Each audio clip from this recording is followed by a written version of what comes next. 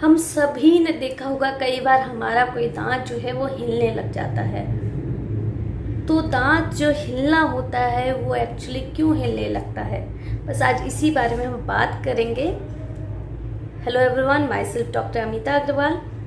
तो जो दांत होते हैं हमारे वो एक्चुअली थोड़ा बहुत मूव करते हैं। तो किसी किसी को पता चलता है, किसी किसी को नहीं पता चलता है। तो जब हम कस के क्लेंच करते हैं तो कई लोग कहते हैं हमारा मूव कर रहा है। तो थोड़ी बहुत अगर मूव कर रहा है तो वो नॉर्मल है, वो दिक्कत वाली बात नहीं है अगर सारे ही थोड़े बहुत मूव कर रहे हैं। लेकिन इन केस अगर जो मूवमेंट है वो आपको बहुत प्रोमिनेंटली पता लगने लग गया है तो यानी कि दिक्कत वाली बात जो है वो शुरू हो गई है।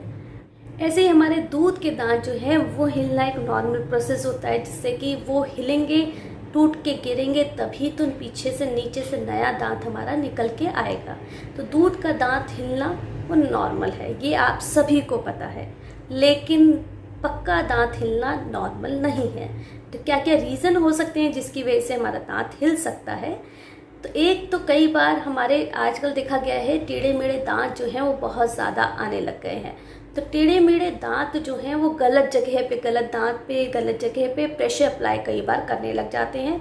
तो किसी दांत पे अगर ज़्यादा प्रेशर अप्लाई हो रहा है जिसे वो बियर नहीं कर सकता तो वो दांत थोड़ा थोड़ा करके हिलना शुरू हो जाता है। ट्रॉमा हो गया है, कहीं इंजरी हो गई है, चोट लग गई है, एक्सीडेंट हो गया है, उस केस में भी आपका जो है अगर मुंह पे चोट लगी है तो दांत हिलने लगता है एकदम से। कई लोगों को रात को दांत किटकिटाने की आदत होती है, हमें पता नहीं चलता, हम ये सबकॉन्शियस माइंड में करते हैं। तो उस केस में भी क्योंकि जो फोर्स है वो दांत बियर नहीं कर पाता है उतना, तो उसकी वजह से दांत हिलना शुरू हो जाता है। इसके अलावा अगर आपको गम डिसीज़ हो गई है जो कि बहुत कॉमनली पाई जाती है, बहुत कॉमनली देखी जाती है, पायरिया हो गया है, तो उस केस में दांत हिलना बहुत कॉमन सी बात है। स्पेशली आगे के नीचे वाले दांत जो हैं वहीं पे सबसे ज़्यादा गंदगी जमा होती है और वो दांत जो है हिलने शुरू हो जाते हैं। किसी दांत में कीड़ा लग गया है और कीड़ा जो है वो नसों तक पहुंच गया है और नीचे उसने पस बना दिया है, तो पस जिस दांत में बनना शुरू हो जाता है वो दांत भी, क्योंकि वहाँ से नीचे से हड्डी गलनी शुरू हो जाती है, तो वो दांत भी आपका हिलना शुरू हो जाएगा। कई बार कोई और बीमारियां होती हैं, सिस्ट है, ट्यूमर है, ये सब दांत के नीचे अगर बनने लग जाएं तो भी आपका दांत जो है वो हिलना शुरू कर देता है। तो क्या क्या तो अगर कुछ आपका दांत हिल रहा है तो आप जाइए डॉक्टर को दिखाइए, वो बताएंगे एग्जैक्ट रीज़न क्या है और कैसे ट्रीट करवा सकते हैं, आप उस हिलते हुए दांत को कैसे रोक सकते हैं। तो क्या क्या सिम्टम होते हैं, कैसे कैसे लगे आपको कि नॉर्मल है या नहीं नॉर्मल है। अगर आपका दांत ज़्यादा हिल रहा है तो नॉर्मल नहीं है। कई बार उसके आसपास मसूड़ा जो है वो रेडिश सा आपको पता चलेगा, आसपास स्वेलिंग सी आ रही है या उसके आसपास ब्लीडिंग हो रही है, दांत छूने में पेन हो रहा है, आपको खाना नहीं खाया जा रहा, आपसे खाना खाने में चबाने में दिक्कत हो रही है, तो यानी कि नॉर्मल नहीं है, दांत जो है आपका हिल रहा है और आपको दिखाने की ज़रूरत है। अब ट्रीटमेंट पे आएंगे, क्या क्या ट्रीटमेंट हम करवा सकते हैं अगर हमारे दांत लूज़ हो गए हैं। तो सबसे पहले हर ट्रीटमेंट करवाने से पहले उसका कॉज जो है वो जानिए और वो हटाइए। अगर माल ऑक्लूजन है, टेढ़े मेढ़े दांत की वजह से हिल रहा है तो उसको करेक्ट करवाइए। अगर पस है तो उसके लिए मेडिसिन खाइए। तो जो भी रीज़न है जिसकी वजह से दांत हिल रहा है उस रीज़न को हटवाइए। बिना रीज़न को हटवाए हम किसी भी चीज़ का सॉल्यूशन जो है वो नहीं निकाल सकते।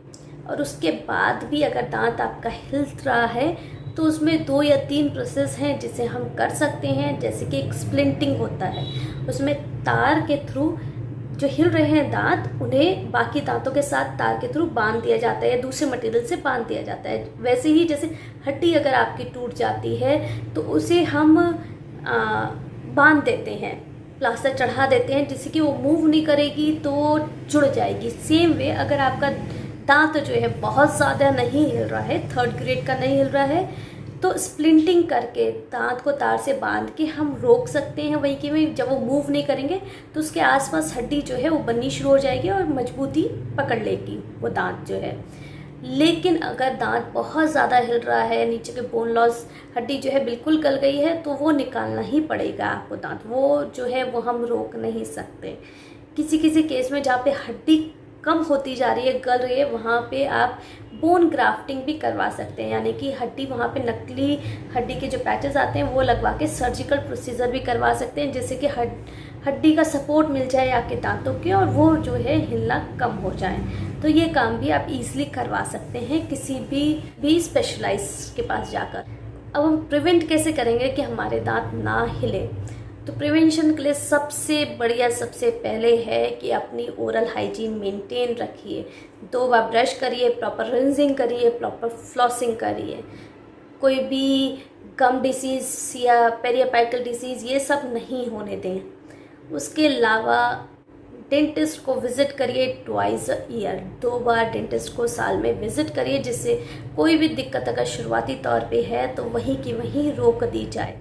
और स्मोकिंग हो गया या कोई भी ऐसी चीज़ है जो कि आपकी ओरल हेल्थ को ख़राब करती है तो उन्हें ना कंज्यूम करें, ना ले, तो उससे भी आप जो है इन सारी दिक्कतों से बच सकते हैं। आगे चल के आपको वो दिक्कतें नहीं होंगी।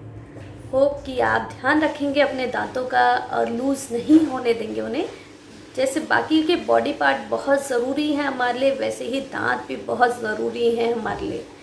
जब वो खो जाते हैं, नहीं रहते, तब हमें उनकी अहमियत पता चलती है। तो उन्हें बचा के रखिए, ध्यान रखिए अपने दांतों का और ध्यान रखिए अपना। कोई टॉपिक है जिसके बारे में आप मुझसे जानकारी लेना चाहते हैं तो आप मुझे कमेंट बॉक्स में छोड़ सकते हैं। मैं कोशिश करूँगी उसका रिप्लाई करने की। और मिलेंगे नेक्स्ट वीडियो में एक नए टॉपिक के साथ। तब तक के लिए बाय बाय, टेक केयर।